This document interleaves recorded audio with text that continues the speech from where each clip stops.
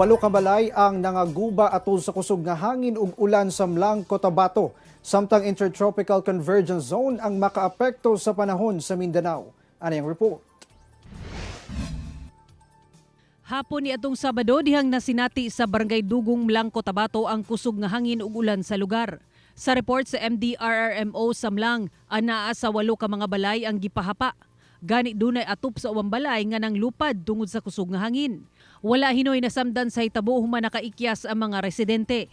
Giling nagpahigayon og clearing operation ang Mlang Disaster Management Office. Gipang tanggal ang mga sanga nga mibabag sa kadalanan ug gipang putol-putol ang mga punuan nga naigo sa kabalayan. Nagpaabot na sa bugtabang ang MSWD Mlang sa mga apektadong pamilya.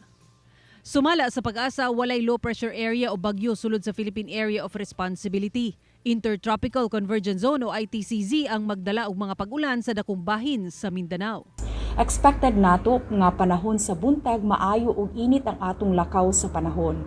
Apan pag moabot ang hapon ngadto na sa gabii, adunay panalagsang pagdag-om ngadto na sa madag-umon nga kalangitan, inubanan sa mga isolated or mga patak-patak na mga pagbundak sa ulan, kilat ug pagpanalugdog. Ako si Sara Hilomen Velasco para sa One Mindanao.